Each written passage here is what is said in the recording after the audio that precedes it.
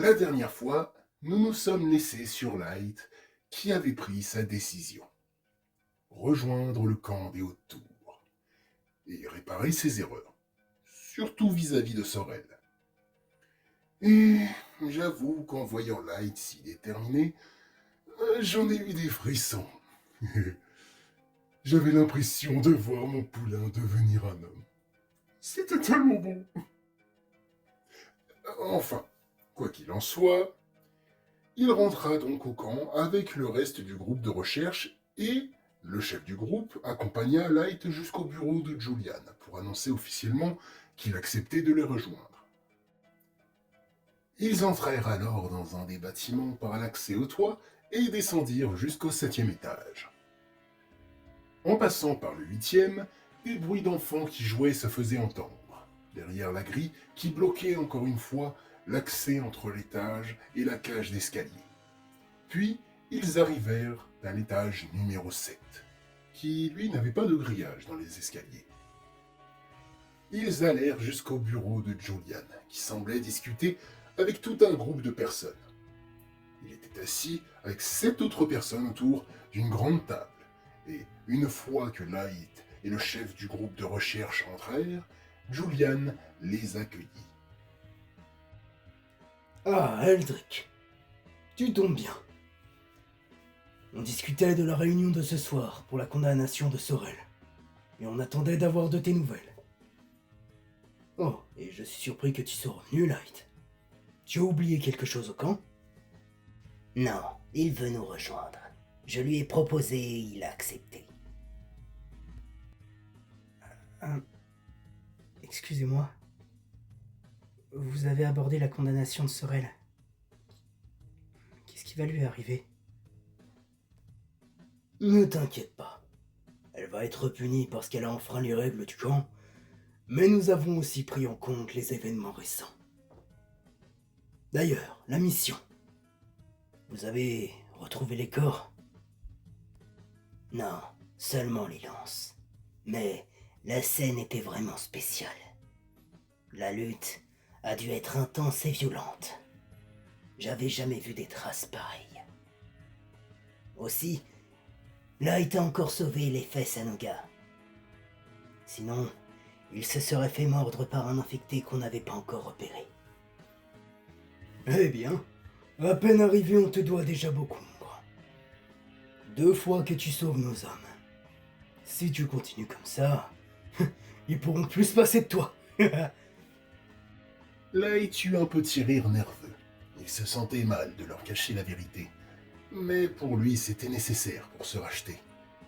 Et puis, il était quasi sûr qu'en apprenant la vérité, il le rejetterait. Julian lui tapota l'épaule et se poussa pour présenter les personnes présentes dans la pièce. Il les présenta comme le Conseil des Hautes Tours. Il y avait les chefs et représentants de chaque groupe du camp.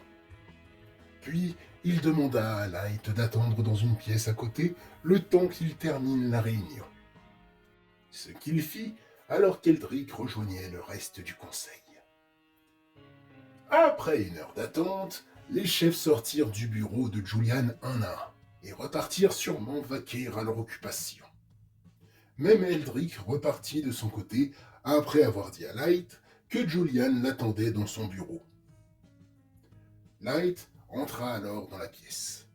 Julian était assis sur un fauteuil dans un coin de la pièce qui ressemblait à une petite bibliothèque.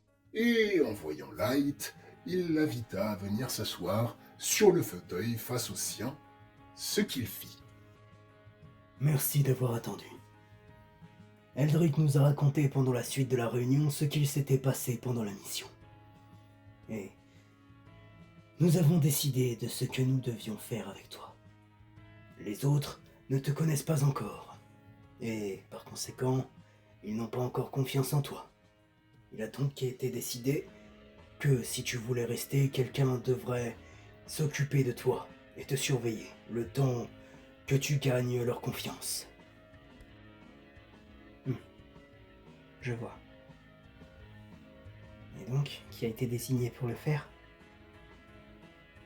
Je vais m'en charger.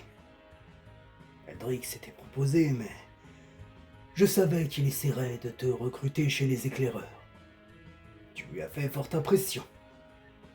Mais je me suis dit que, comme tous les autres habitants des tours, tu avais le droit de choisir ce que tu voulais faire de ta vie et que tu pourrais repartir à zéro ici.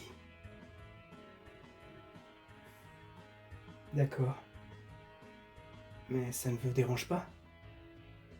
Non, ne t'inquiète pas. Et puis, pour l'instant, je suis le seul à savoir pourquoi tu caches ton corps. Ça te permettra d'être plus tranquille et de faire les choses à ton rythme, sans te faire influencer. Les autres étaient un peu réticents à l'idée que tu habites avec moi. Mais j'ai fait quelque chose que je n'aime pas beaucoup faire. Utiliser mon statut de chef du camp. Mais je te devais bien ça, vu ce que tu as fait pour nous. Light se sentait un peu mal, sachant qu'une partie de ce qu'il avait fait pour eux était en partie de sa faute. Mais quelque chose le préoccupait bien plus. Qu'est-ce qui va arriver à Sorel? Julian écarquilla légèrement les yeux. Puis, il fit un petit sourire malicieux à Light.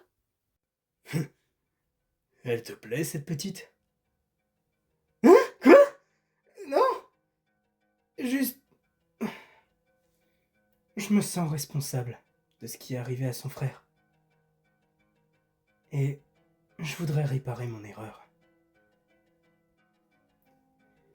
Ah là là. Vous vous ressemblez bien, vous deux. Vous vous auto-flagellez beaucoup trop, si tu veux mon avis. Surtout toi. Ce qui est fait est fait. Vous torturer n'y changera rien. Mais bon, si tu veux tout savoir, Sorel a été condamnée à des travaux d'intérêt généraux sous surveillance, à un couvre-feu, et elle ne pourra pas passer l'examen pour devenir éclaireur cette année. Quelqu'un a été désigné pour la surveiller? Non, mais à t'entendre, j'imagine que tu veux le faire. Je ne sais pas. Je ne connais pas le camp et ses règles. Elle pourrait me servir de guide. Je la surveille pour ses travaux et elle m'enseigne ce que je dois savoir. S'il vous plaît. Ah. Le truc, c'est que le jugement est ce soir. Et la réunion a déjà eu lieu. Julian soupira profondément et regarda Light pendant quelques secondes. Il ne voyait peut-être pas son visage, mais il sentait que c'était important pour notre cher ami. Bon, vu que tu viens d'arriver et que jusque-là tu étais occupé à nous aider, je vais demander au conseil de se réunir à nouveau un peu avant le jugement pour leur en parler. Cependant, je ne te promets rien. Et surtout, tu dois me promettre quelque chose. Durant le rassemblement, quoi qu'il arrive, tiens-toi tranquille et fais-toi discret. Sinon, tu risques plus d'envenimer les choses si ça dégénère. Comment ça? Eh bien, je connais les habitants du camp. Et il va leur être annoncé le décès présumé du groupe de Léo. Et je sens que certains vont être virulents envers Sorel.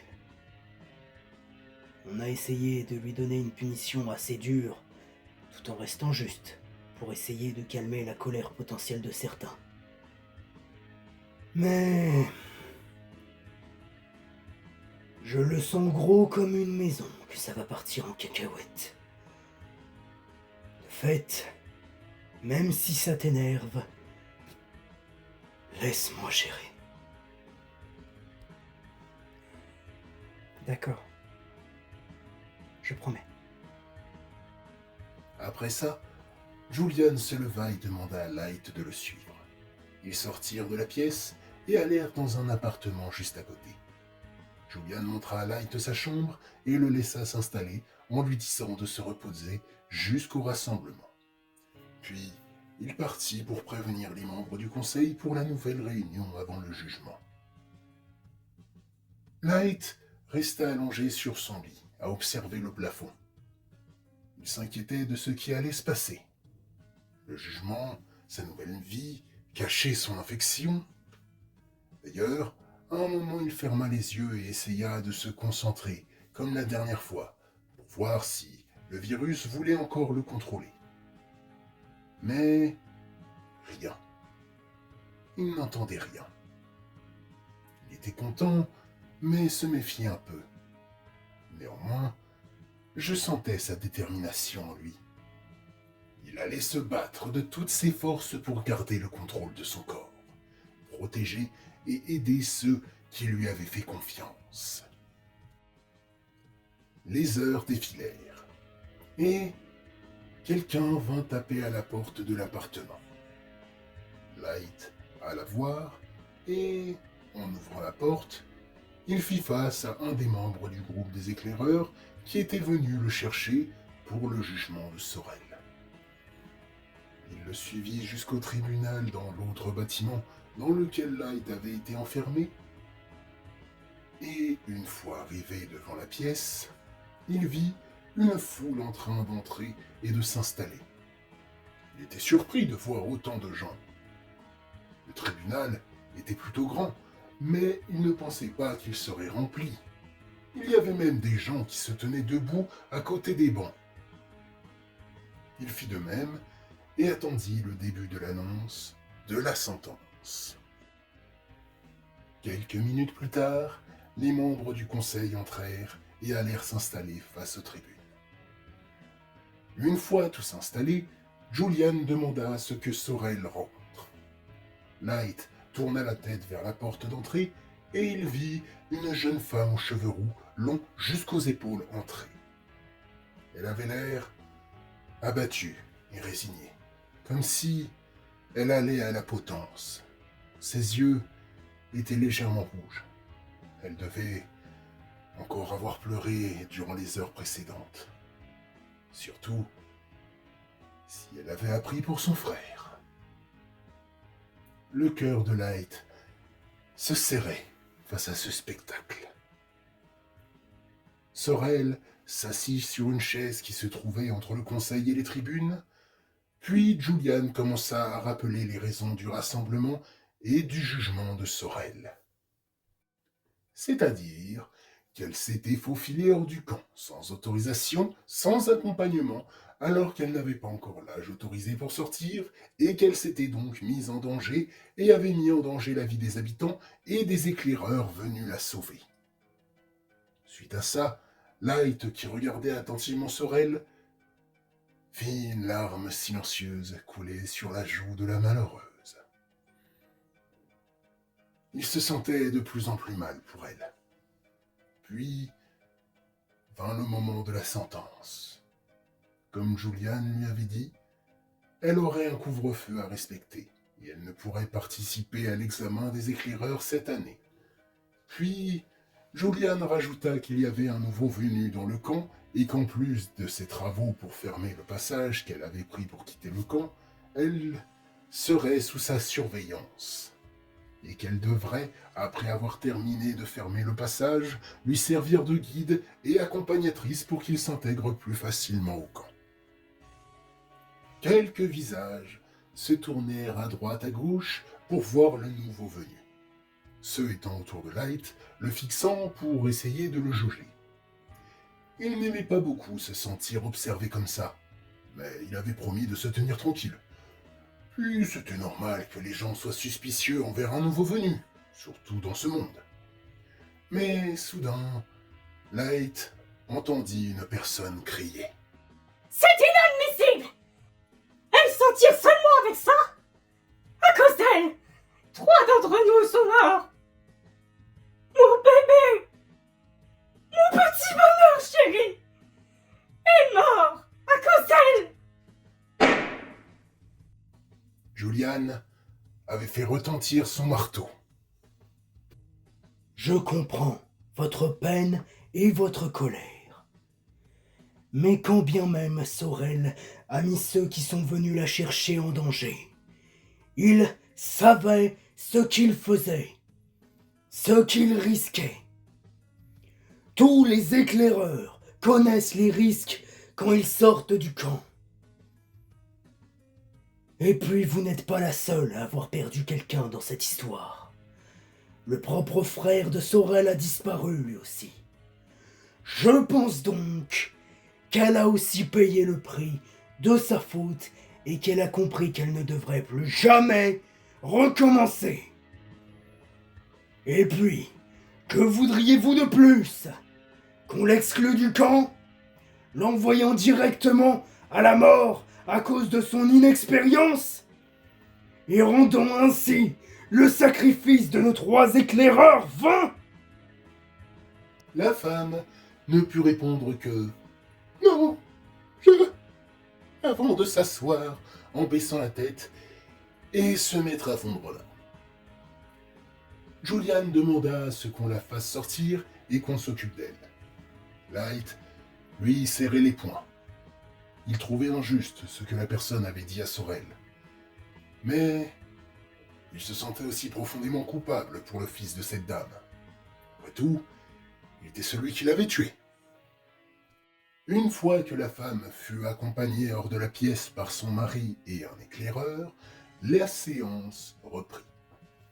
Julian ajouta avant de conclure le rassemblement qu'il y avait des règles dans ce camp et que le conseil était là pour les faire appliquer.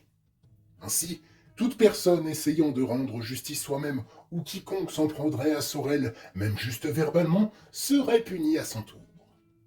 Ici, tout le monde a le droit à une seconde chance. C'est la devise du camp, conclut-il. Puis, il libéra tout le monde. Light resta immobile, à regarder tout le monde partir. Sorel fut dans les derniers à partir, accompagné par sa famille visiblement, vu les câlins faits avant de quitter la pièce. Quand Light sortit du tribunal, Julian le rejoignit et lui mit une main sur l'épaule. Il voyait bien que le jeune homme était triste pour Sorel. Puis ils repartirent ensemble vers l'appartement qui allait dès maintenant être la nouvelle maison de Light. Une fois rentré, il alla dans sa chambre, Julian lui donnant juste une feuille avant de le laisser tranquille. Sur la feuille étaient marqués les horaires de l'emploi du temps de Sorel. Light comprit qu'étant celui qui allait la surveiller, ça allait être aussi le sien. En bas de la page, il y avait des indications de lieux où la trouver en fonction des activités. Light sortit de sa chambre et remercia Julian avant d'y retourner et de s'y enfermer. Il était éreinté. La journée avait été longue et riche en informations et émotions. Finalement, il s'attacha au lit avec sa corde, se coucha et tomba dans les bras de Morphée en répétant son mantra. Demain, un nouveau quotidien l'attendait.